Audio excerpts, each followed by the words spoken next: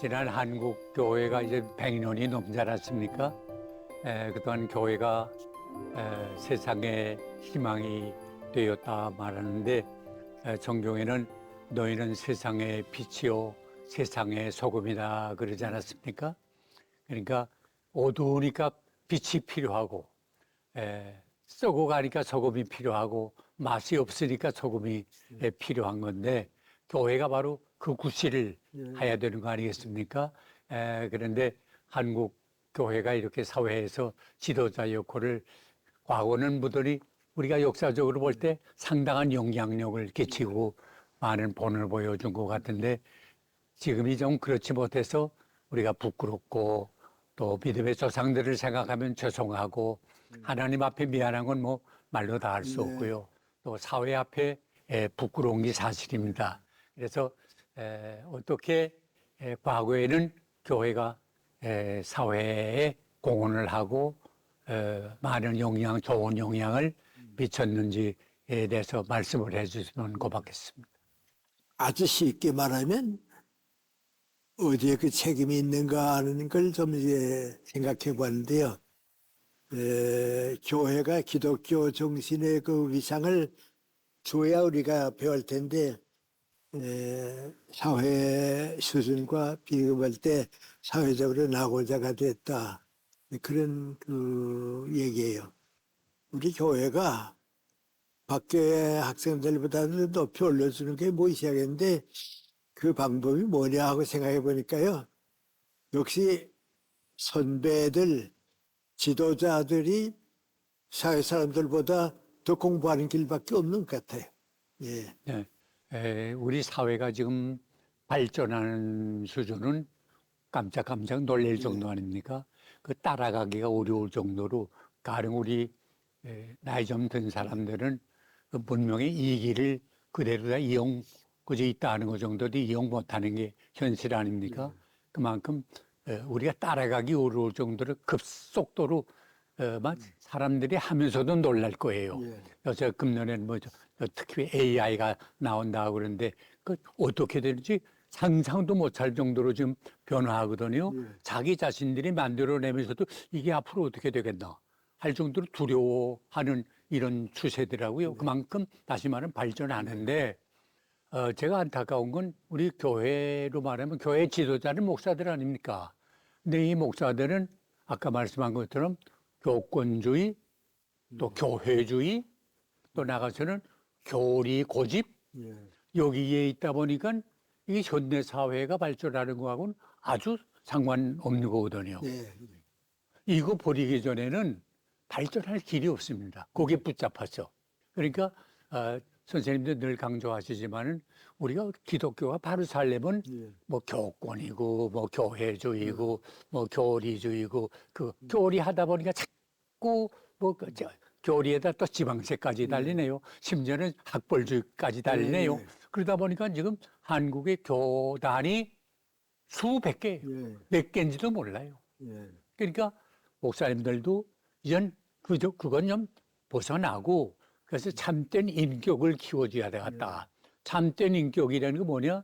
예수 그리스도를 닮은 거 아니에요? 그 이상의 이상적인 인격이 없잖아요. 그러니까 예수 정신, 복음의 원리, 요걸 자꾸 강조하고 시대가 이렇게 변하지만은 우리 기독교 정신만은 이렇다 하는 걸 잡고 와서 아까 말씀드린 것처럼 젊은 사람들에게도 가치라는 게 있지 않나. 사람이 가치관이 바로 설 때 그 사람이 인격의 수준이 달라지는 건데 이 가치관을 자꾸 낮은데 물질적인데 세속적인데 두지 말고 우리 좀 고차원적인데 가치관을 높이자. 그거 싫어할 사람 어디 있겠어요? 돈 모으면 행복할까 했는데 돈 모은 사람한테 한번 물어봤어요. 거기 행복이 없어요. 세상 향락 그래서 할 거 다 해봐요. 심지어 마약까지 하지 않습니까? 그렇게 하면 거기서 기쁨이 오나? 그거 다 아니에요. 그러니까 참된 행복, 참된 기쁨, 참된 만족, 참된 의미, 참된 가치가 어디 있나 하는 요 가치관을 좀 높여주고 바로 가르쳐주는 게 우리 교회가 할 일이 아닌가. 특별히 교회 지도자들이 할 일이 아닌가.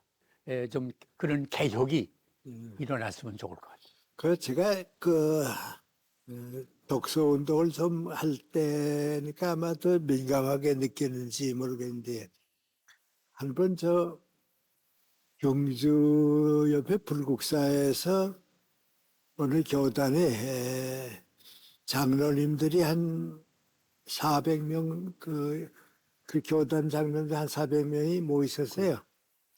그래서 나보고 이제 1시간 강연해달라 그래서 갔거든요. 갈 때에 나 혼자 생각에는 장로님들이 그렇게 많이 모이시면 몇십 명이라도 이제 내 독자가 있을 테니까 사인이라도 하게 될 것 같다. 그래서 갔는데 강연을 끝내고 가만 보니까 내 책 가지고 한 사인해 되는 사람이 없어요. 없고 또 이렇게 생각해 보니까 미안한 얘기지만 이제 내가 누구인지 그저 연세대학교 교수라고 하는 것 정도밖에는 그 관심이 없는 것 같아요. 그래도 그 교단의 대표되는 장로님들이면 독서를 좀 해야 할 텐데 독서를 너무 안 하는 것 같다. 아, 우리 교회 장로님들이 믿음만 자꾸 찾지 그 믿음을 성장시킬 줄은 몰라서 기독교 독서를 너무 안 하신다. 참 어렵겠다 그랬어요. 그리고 최근에 아마 어느 교회 목사님이 설교를 하시다가 내 책 얘기를 하면서 그 김영석 교수의 책 보면 이제 이런 얘기가 있다고 나왔는가 봐요.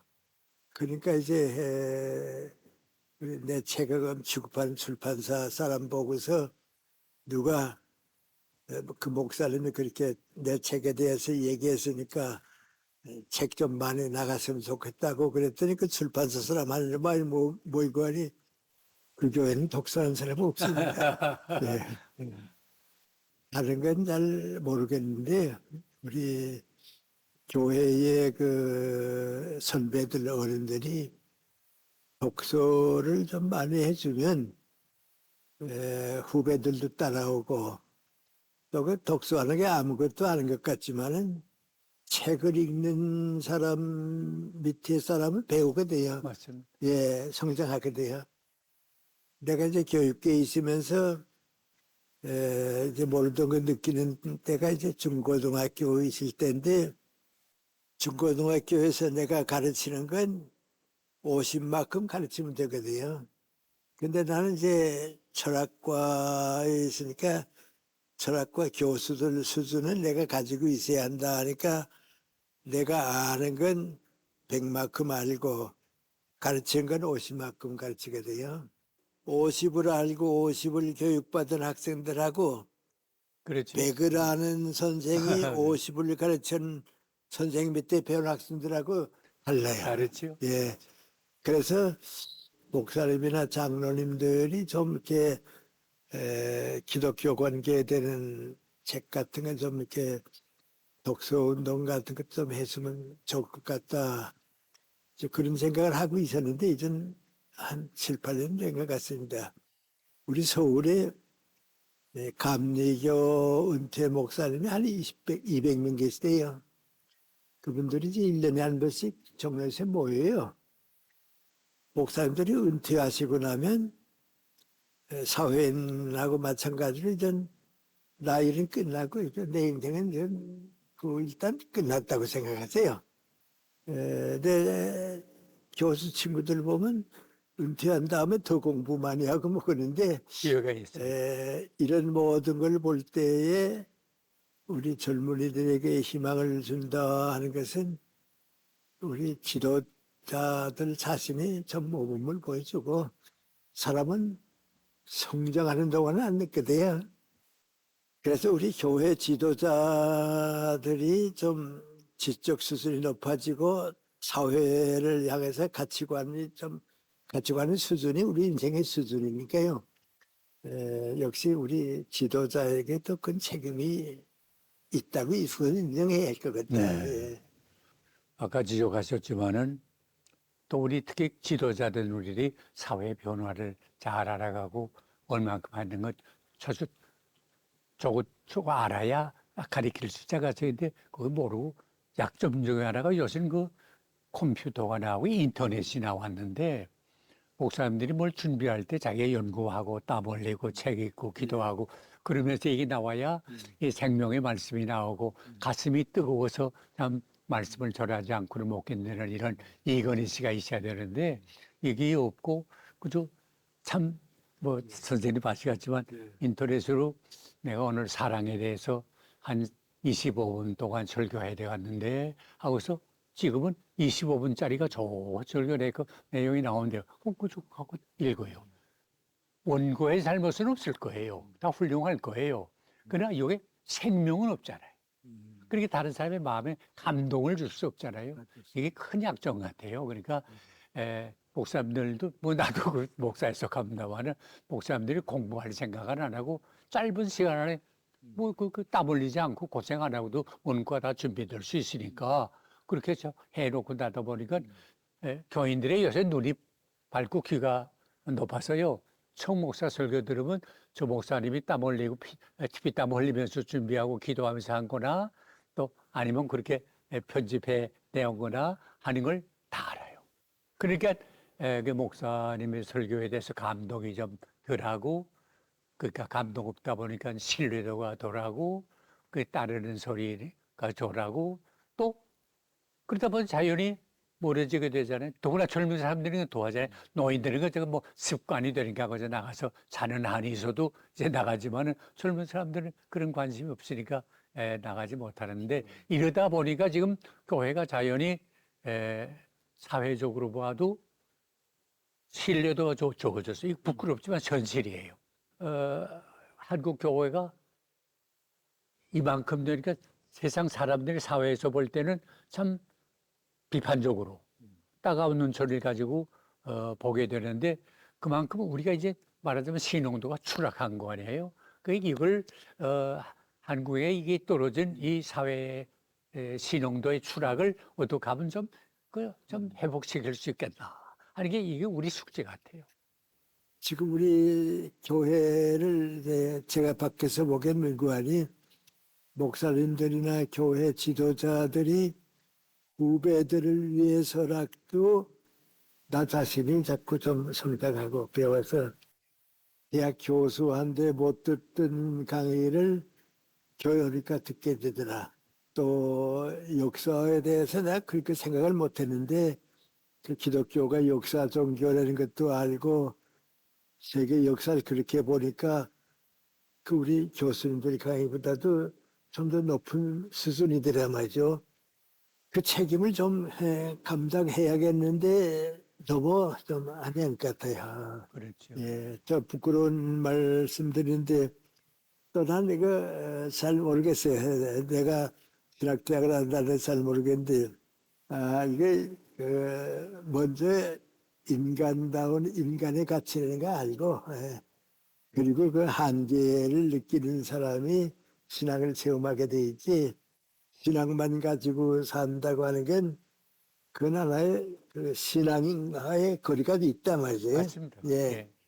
그래서 생각해 보니까 천주교는 교리주의에 빠져서 교회를 병들게 만들고 개신교는 교리주의는 벗어나는데 신앙 논쟁 때문에 또 그 지성인들이 흔들리는 말이에요.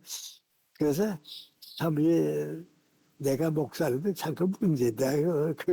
그 어떻게 했으면 좋을지 모르겠다. 그래서 내가 결코 얻는 걸 누구하니 예수님의 말씀이 내 인생관 가치관이 되면 그건 다 그다음에 지식이다. 맞습니다. 예, 그건 다 지식이다. 그러니까 이제 뭐 신학이라는 게 이제 결국 성경을 중심해서 자기 해석이 달라가지고 이제 그렇게 되는 건데 그건 하나의 학문이고 학문하고 신앙은 다르지 않습니까? 맞습니다. 신앙은 영혼인데 그 학문의 세계를 떠나서 영혼의 세계 우리 목사님들은 물론 신학 교수도 다 필요하고 다 뭐 신학에서 배우는 건데 그것도 다 과정으로 필요하지만은 그 이상의 영적인 아까 뭐 선생님 말씀하셨지만 체험이 있어야 되잖아요. 이 체험은 누구도 어떻게 못하잖아요. 이런 신앙의 그 영적인 세계에 대해 이를 목사들이 모르면 신학으로 끝나게 되면 그건 아무런 감동이 없고 싸움만 하는 것뿐 아니죠. 내 말이 옳네, 내 말이 옳네. 그래서 그거 하다 마는 건데 영적인 세계에서 그건 누구도 침범 못하는 그 세계를 보여주는 게 난 목사들이 할 일이라고 생각하고 또 이게 성직 뭐 성전 하는 게 구별됐다 하는 뜻 아니에요? 우리가 세상에 살긴 살지만은 교회라는 건 뭐 다른 게 있어야 되지 않겠어요? 뭐 옷을 다르게 입으라는 것도 아니고 살을 다르는 게 아니고 그 삶 자체가 저분은 뭐 다른 게 있어. 이건 지식으로 되는 거 아니잖아요. 도덕을 넘어서는 생활 아닙니까? 이게 우리가 도덕 수준은 거죠. 도덕 성인 군자로 통하고 참 그냥 법 없이 살 사람이야, 양심적인 사람이야 하는 칭찬의 대상이 될 수 있지만 우리 신앙이라는 건 영적인 세상이기 때문에 우리 목사들이 그런 걸 제시할 수 있고 거기 따라올 수 있게 해줘야 사회를 위해서도 공헌하지. 그렇지 않은다면 이렇게 세상을 따라가요. 우리가 어떻게 무슨 무엇으로 따라가요? 공부만 해야 사람, 뭐 목사부터 공부하는 사람이 세상에 많지, 뭐 목사가 어림도 있어요. 그러니까 영적인 세계를 추구해서 거기서 찾는 무엇을 보여줄 수 있고 목사님을 통해서 그 목사의 삶을 통해서 느껴지는 게 있어야 안 된다고 생각해요. 근데 요새 그게 없으니까 이게 교인들 간에 어제도 어떤 집사한테 연락받았는데 목사가 자기 위치를 지키기 위해서 그룹을 양성시켰더라고요. 그러니까 이 그룹을 양성시키니까 다른 그룹하고 이렇게 되는 거 아니에요? 그래서 결국은 목사의 위치가 어려워서 그만두는 일들, 이런 비극, 부끄러운 일들이 생기는데 이건 인위적인 거지 영적인 거하고는 상관없잖아요. 그래서 그래서 이제 나이 든 목사 중에 하나입니다만은 한국 교회가 목사님들이 좀 더 아까 말씀드린 것처럼 영적인 부흥으로 본래 기독교, 본래 예수교, 예수 정신 따라가는 말씀 중심으로 따라가는 이런 교회가 돼야 사회를 위해서도 공헌하지. 그렇지 않고는 뭘 우리가 공헌할 수 있습니까? 구제 사업 좋은 거 할 수 있죠. 그건 우리 그저 힘껏 하는 거지. 세상 사람들이 돈 많은 사람들이 하는 걸 우리가 따라갈 수 없잖아요. 그러니까 세상적인 걸 따라가려고 하지 말고 다른 세계, 차원의 다른 세계로 지도하는 게 사회를 위해서 믿는 사람들은 우리보다 뭐 다른 게 있어. 정치하는 사람들, 예수 믿는 사람들 많이 들어갔잖아요. 우리 국회의원 가운데도 100명이 넘는데요. 교회 다니는 사람이. 그나 무슨 영향이 있어요? 내가 이렇게 예수님 말씀대로 살아서 올라가는 위치가 있는데 나는 그걸 체험하니까 믿고 거기서 사는데 이걸 어떻게 전파하느냐 말이야. 맞아요. 예, 어떻게 주느냐 말이야. 예. 잘못하게 되면 기적이라고 자꾸 얘기하고 말이죠. 또 잘못하게 되면 그건 종교적인 환상이지 일반화가 아니라고 말이죠. 근데 그걸 어떻게 설명하는가 하고 생각하면 고민하는데 내가 이제 쭉 살아온 걸 쭉 보게 되면 예를 들어 말하면 내가 옛날 쓴 책 가운데 운명도 허물어도 아니라는 얘기가 책이 있거든요. 그런데 그 책 제목 본 사람이 그럼 운명도 아니고 허무주의도 아니고 뭐냐 말이죠. 그래서 그 책이 암시하고 있는 건 민구안이 나는 운명이라고 생각 안 해도 되고 허무주의라고 안 해도 그런 희망이 있는가 하는 생각하게 되는데 내가 쭉 살아보니까 신앙을 가진 사람에게 있어서는 운명도 아니고 허무도 아니고 섭리다. 그 내 뜻이 아니고 내가 믿은 뜻이다 말이죠. 그거에 있기 때문에 그 기적도 아니고 아무것도 아니다 말이죠. 예를 들어 말하면 이제 그걸 어떻게 설명하느냐 이제 전 밖에 나가야를 많이 하지 않아요. 그래서 이제 여선에 어디 가서 무슨 얘기하다가 내가 연세대학교 처음 가서 한 2, 3년 동안은 가난 때문에 고생 많이 했다. 애들을 6이나 키웠고 6.25 전쟁 때 어머님과 동생 셋이 왔는데 동생 하나는 고등학교 하나는 대학 갈 나이고 또 이쪽 학교에 있으면 사택이 있으니까 집 걱정 안 했는데 연세대학교 오니까 집이 없고 그래서 아주 고생했다. 모든 일의 목적이 수입, 돈으로 살았다. 그래야 살 테니. 그래도 다른 사람에게 피해 주면 안 되니까 내가 굶더라도 다른 사람에게 피해는 안 주겠다 하고서 열심히 살아서 다른 여러 대학에 강의도 나가고 뭐 그러다가 한 대학에서 전임 대우를 해주겠다 해서 두 대학 봉급을 받으니까 안정이 됐다 말이야. 그래서 수입과 돈을 가지고 살던 단계는 이제는 넘어섰다. 그리고 얼마 있다가 우연한 일이 생겼는데 무슨 일이 생겼는 거 아니? 토요일 날 오후에 삼성그룹에 가연히 약속돼 있는데 대구에서 내 제자가 와서 중고등학교 선생님들이 한 600명 모이는데 기념가연을 좀 해주시면 좋겠다 하고 교장회에서 결정을 내서 심부름 왔는데 토요일 오후에 꼭 좀 와달라고 왔다고. 근데 내가 생각해 보면 삼성그룹에 가면 강사료도 대접이 많고 좋죠. 고생도 안 하고 그렇죠. 대구 가면 강사료는 반도 안 되고 하루 종일 고생하고 그런데 일의 가치가 뭐냐 하고 따져보면 이쪽 일의 가치가 있다고. 그래서 고민하다가 이제는 내 기초 생활은 됐으니까 일의 가치를 찾아야겠다. 삼성그룹에 좀 부탁해서 양해를 얻어가지고 대구 갔다 왔다고. 서울역에 저녁에 내려가지고 버스를 타고서 내 생각이 민구하니 내가 오늘 잘했다. 가난할 때에는 수입과 돈을 위해 살았지만은 이제는 한 단계 올라가야겠다. 그 한 단계 올라가 보니까 그 민구하니 일을 사랑하게 되더라. 일 자체가 귀하더라. 그 일의 가치를 찾아서 쭉 살아봤다고. 그래 한 10년 살고 보니까 이상한 변화가 생겼는데 돈과 수입을 위해서 일할 때는 피곤하고 힘들고 안 했으면 좋겠다. 일의 가치는 내려가고 돈의 가치가 올라갔는데 그걸 바꿔놓고 사니까 그렇게 일이 즐겁다가 피곤하지 않고 예. 한데 또 일이 또 다른 일 만들고 또 다른 일 만드니까 일을 만드니까 수입은 더 많아지더라고요. 그러니까 수입도 많아지고 행복하게 살고 일하고 말. 그래서 또 한 20년 살았다. 그리고 나이 많이 들어가지고서 또 하나 느낀 게 민구하니 지금까지 내가 100사람이 100가지 일을 하게 되면 일의 목적이 100인 줄 알았다. 다 자기 목적. 근데 소리 들고서 깊이 생각해 보니까 그게 아니고 100사람이 100가지 일을 하는 것 같아도 일의 목적은 다 하나다. 똑같다. 하나다. 뭐냐? 내가 그 일을 함으로써 그 사람들이 인간답게 행복하게 사느냐 그거 도와주는 거다. 정치가도 국민을 경제가도 실업가도 그렇고 교육자도 그 사람들의 행복과 인간의 목적을 위해서 내가 일했다고. 그러니까 이번엔 또 무슨 변화가 오는 거 아니?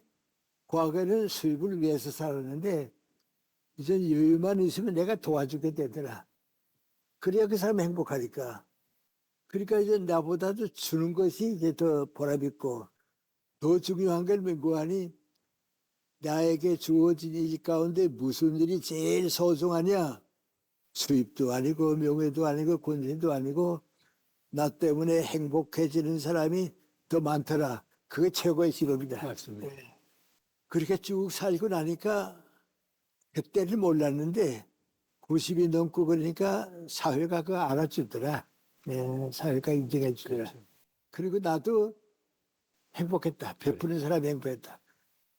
나는 그렇게 생각한다 말이야. 그러니까 근데 사실 그거의 뭐인가는 내가 신앙적인 체험이거든. 그렇죠. 예. 그러니까 그 사람의 참 행복, 만족이 선생님처럼 이렇게 한 단계 한 단계 올라가다 네. 보니까 여기에 참음이, 여기에 참 가치가 있는 게 아니라 남을 돕고 사회를 위해서 뭘 주는 이게 참 보람되고 의미 있고 가치가 있는 거다 하는 걸 체험하시게 되는데 이게 지금 사회를 보게 되면 우리 사회적인 고민 중에 하나가 교회에도 이게 이 자본주의 체제 안에서 사니까 교회라고 세상 밖이 아니지 않습니까? 그 교회 안에서도 이런 빈부의 차가 생기잖아요.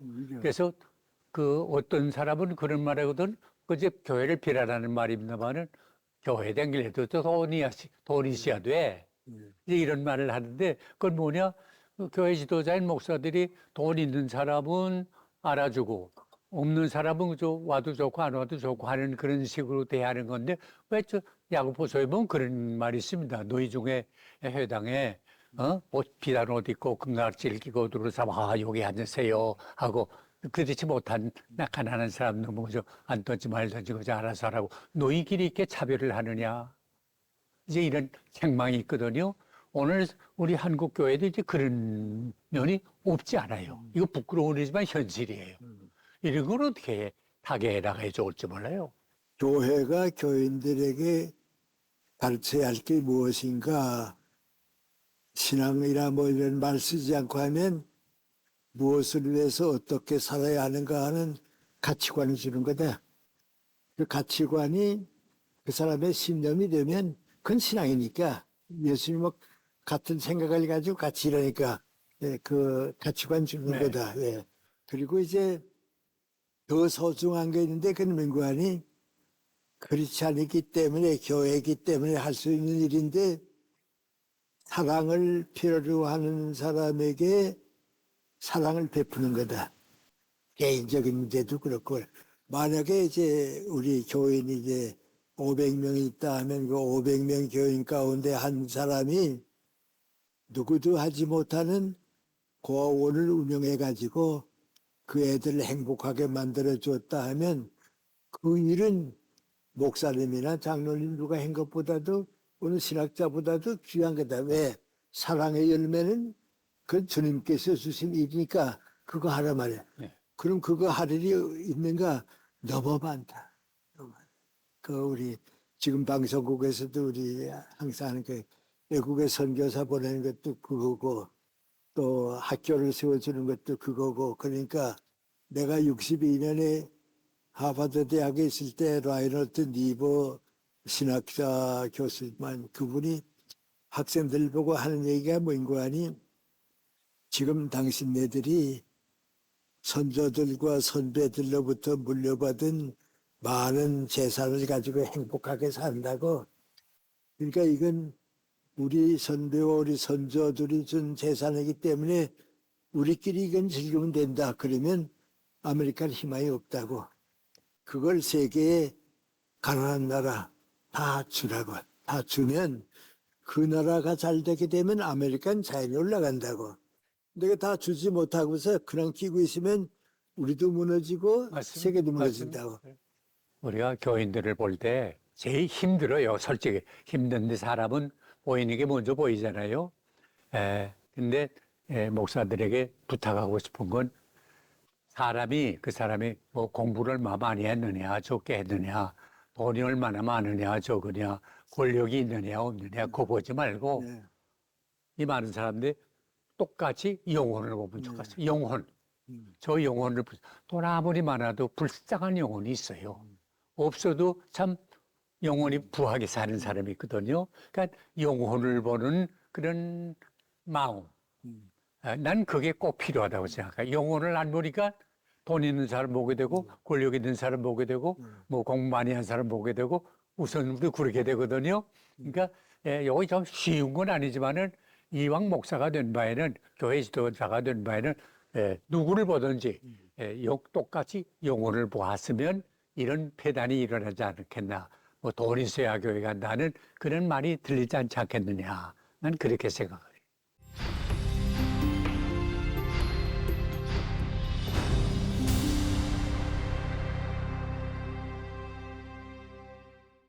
우리 한국 교회가 우리 사회의 미래 100년에 희망이 되는 교회가 되어야 되는데 그래서 어떤 교회는 뭐 꿈의 교회라는 말도 하고 뭐 이제 비전 교회라는 말도 하고 하는데 한국 교회가 한국 사회의 꿈이 되고 바람이 되고 기대가 되고 소망이 되고 이런 게 돼야 되겠는데 어떻게 하면 좋겠는지 한번 선생님의 고견을 듣고 하고 싶습니다. 꿈이 그 되는데. 한국 철학계 제일 그 존경스러운 선배가 박종 교수랑 서울대학에 있었죠. 제가 대학교 예, 예. 철학을 배웠습니다. 예, 그걸 아주 존경스러운 분인데 그분하고 이제 우리 철학적인 얘기를 하게 되면 이제 그분이 나보고 뭐라 그런 거 아니 나는 김새 철학을 공부하면서 어떻게 신앙 가지는지 이해가 안 간다고. 그분 항상 하는 얘기는 그 아니 철학은 진리가 무엇인가 하는 것을 끝까지 찾아가는 거지 한 번 믿어버리고 말면 필요가 없어진다고. 그렇죠. 신앙을 가진 믿음이 필요가 없어지는데 나는 그 어떻게 되는지 모르겠다고 말이죠. 그래서 그 정도로 이제 있었거든요. 근데 그분이 이제 마지막에 이제 암으로 이제 고통받게 되고 이제 그러다가 이제 세상 떠나게 됐는데 그래서 자기는 신앙을 가질 자격도 없고 원하지 않는다고 하던 분인데 그 암으로 고생받고 뭐 그러다가 생각이 바뀌었게 돼요. 세문안교에 예. 다녔었습니다. 그래서 그 가족들도 그렇고 이제 신앙 가진 제자들이 가서 선생님 신앙을 가지면 어떠시겠냐고 그 아니라고 길던 철학자가 한참 있더니 너무 늦지 않았을까? 신앙은 늦는 거 없다고 말이죠. 다시 생각해 보시라고. 그래서 자기 자신이 자원해가지고 신앙을 가지고 싶다고 말이죠. 그 세문안교회 강세명 목사님이 돼가지고서 이제 했거든요. 근데 그분의 그 장례 예배가 세문안교회에 있다 하니까 다 놀랬다고요. 그때 다 알았게. 아니, 그냥 언제 교회 나가면 상관이 다 놀랬거든요. 그 예배가 있다고 하는 날 아침에 내 옆에 방에 배정호 교수라고 동양철학 교수가 있는데 내 방에 오더니 아니 박종훈 교수가 세문안교에서 육별 무한대는 사실이야 그래요. 그렇게 됐다고 그랬더니 아니 그 양반이 왜 그렇게 변해서 그랬거든. 그 내가 비슷한 얘기 해줬거든. 죽음을 앞에 놓고 보니까 내가 참 고아와 같이 갈 것이 없다는 걸 알았더니 뭐냐고 그래요. 그랬더니 그렇구나 하더니 나가면서 하는 얘기가 민구하니 그래 갈 데가 없었겠지 뭐 그래. 갈 데가 없었겠지. 그래서 그렇게 신앙은 고아가 되지 않기 위해서 해. 우리 김태길 교수님도 이제 나와 아주 뭐 너무 가까우니까 한 번 어디다 글을 썼는데 뭐라 그러는 거 아니 기도를 드려야겠다 해서 기도를 드리고 보니까 항상 나 위한 기도만 드리게 되더라고 말이야. 이건 기도가 아니다. 이건 기도가 아니다. 그런데 새로 이제 바꿨다고. 그러면서 하는 말이 뭔가 하니 여러 가지로 인간을 구별할 수가 있는데 기도 드릴 수 있는 사람하고 기도 드릴 수 없는 사람하고는 다르더라. 그거 상당히 깊은 뜻이거든요. 사람이 기도 드릴 수 있다고 하면 그걸로서 신앙에 선 넘어오는 거고 끝까지 나를 지켜야 되면 기도 드릴 수가 없죠.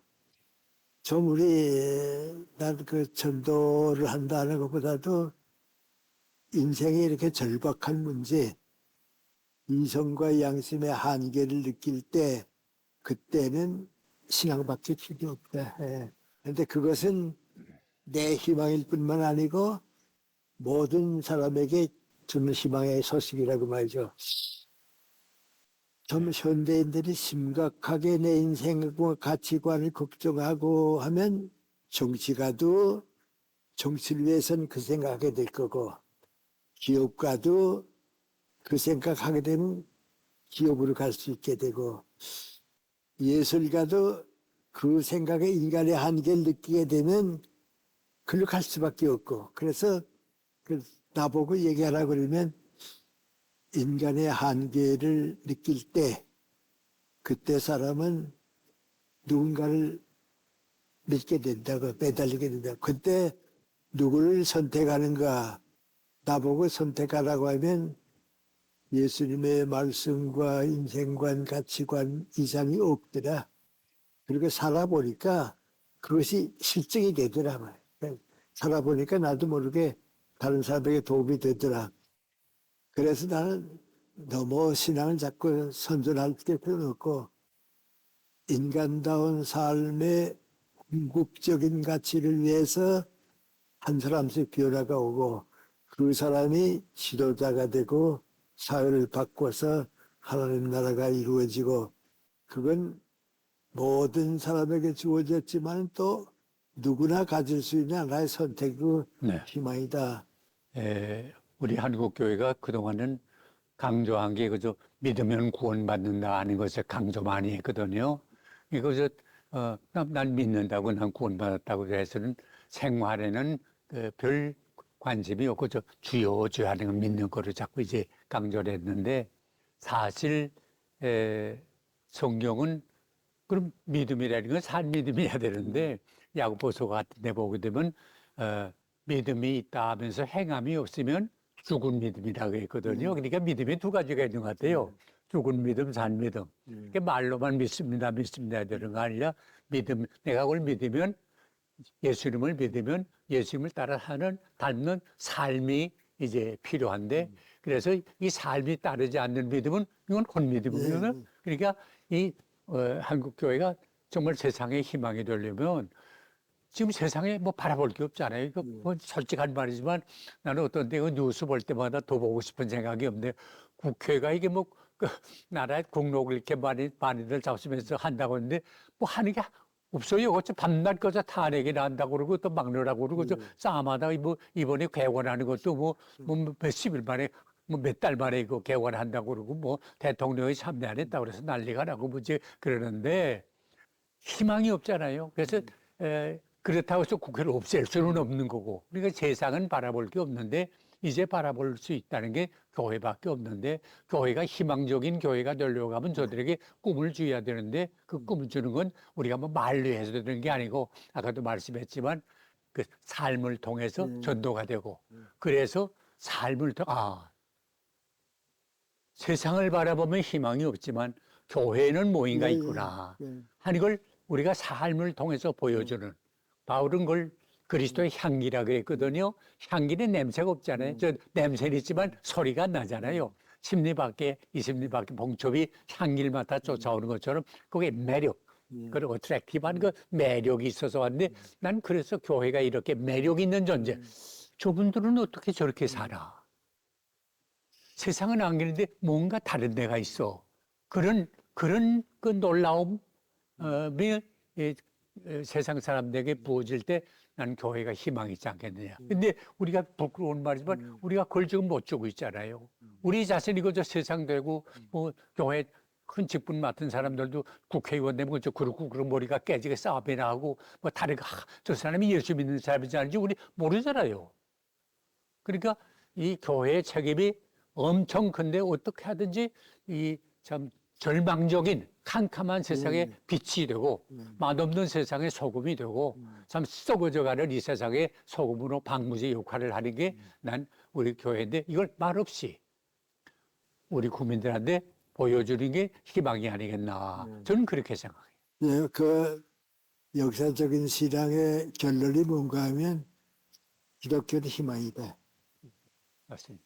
근데 당장 이제 좀 미안하지만 예를 들어 말하면 지금 우리 정치 세계를 이끌어가는 사람들 가운데 푸틴 같은 사람이라든지 또 중국의 지도자라든지 북한의 김정일 같은 사람이 더 많아졌을 때에 역사가 어떻게 됐을 것 같으냐 말이죠. 근데 독일의 메르켈 여자 수상 같은 사람이 3, 40년 전에 10사람만 있었으면 행복이 이렇게 안 만들었다. 그게 희망이지 뭐냐면. 그러니까 그 예수님의 정신과 기독교 정신을 배제하면 희망이 없다. 맞습니다. 예. 그래요. 그건 아주 그 세계 역사, 아까 역사 그렇다만. 그래서 그 희망을 나누어 주고 체험하고 보여주는 것 큰일이 아니고 그렇습니다. 그 우리 모든 그렇습니다. 사람이 이렇게 변화하는 것 그거 이제 그렇습니다. 우리 교회가 줄 수 있는 희망이고 그렇게 생각해 보면 교회가 가지고 있는 사명 또 예수님의 말씀을 어떻게 우리가 진리로 전하느냐 사랑을 베풀어 주느냐 그것 떠나서는 사실 희망이 없다. 맞습니다. 예, 미래가 없다 말이에요. 맞습니다. 그래서 우리 교회가 그걸 다 깨달으면 자연히 나타나겠다. 그러니까 어제 한마디로 말하면 성경대로 예수님이 산 소망이에요. 예, 그런 예수님께로 돌아가는 길밖에 없는 건데 우리가 그걸 보여줘야 되겠는데 예. 이제 그게 우리가 부족한 게 많아가지고 그걸 못하는 게 안타깝죠. 선생님께 긴 시간 피곤하시게 말씀을 좋은 말씀 많이 주셔서 감사하고요. 올해도 건강하시고 장수하시면서 우리 국민에게 좋은 영향을 끼칠 수 있고 이 좀 삭막한 이 좀 사막과 같이 된 예? 그래서 확 찔리기만 하는 그래서 피 흘리게 하는데 이 사막과 같은데 단비를 내려서 옥토 같은 우리 대한민국이 될 수 있게 되기를 바랍니다. 건강한 이렇게 얘기 많이 나눠왔는데 제가 경험해 보니까 우리 생각은 다 없어지고 그런 또 남아야 할 진리 예수님의 말씀은 말씀. 남고 아멘. 예, 또 그 말씀이 좀 더 희망이 됐으면 좋겠습니다. 감사합니다. 고맙습니다. 예. 건강하십시오.